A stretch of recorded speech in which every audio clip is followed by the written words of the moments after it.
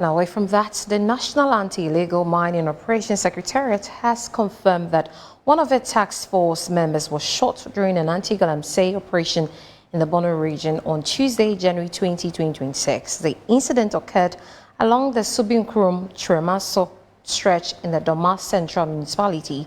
In a statement issued by the Lands Ministry on Tuesday, January 29, said armed assailants hiding in the bushes opened fire when they spotted a team, leading to an exchange of gunfire. One NIMOS officer was hit in the thigh and was immediately taken to St. Matthew's Catholic Hospital at Apenkro, where he's currently receiving treatment and responding well. Now, during the exchange, one of the attackers, identified as Abu Ibrahim, was shot and later pronounced dead on arrival at the same hospital.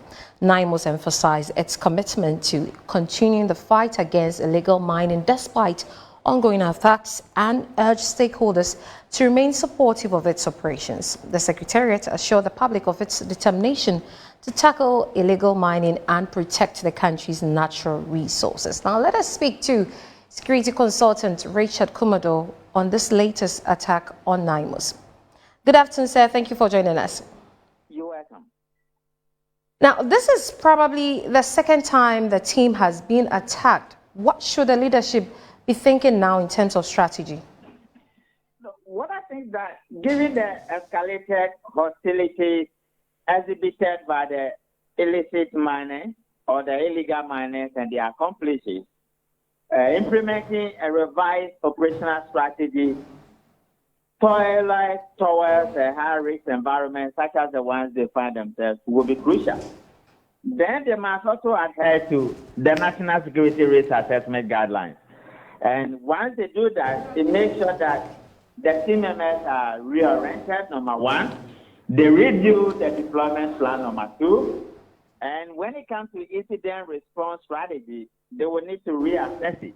And that will ensure that the safety test and the personal security test of every officer will be passed without being compromised. All right, and you posited that implementing revised operational strategy tailored to high-risk environments and had adherence to National Security Risk Assessment Guidelines is mandatory. What exactly do you mean in simple terms? No, what I mean is that the environment they find themselves in has become very hostile. Their leader was attacked in Ahafo.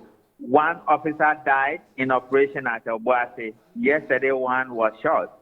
It means that publicly, it is a known knowledge now that the environment they find themselves has become very hostile. In a hostile environment, there are things you do and there are things you don't do, which means that the expectancy of a sudden attack on them is becoming high, just like we saw yesterday. What do?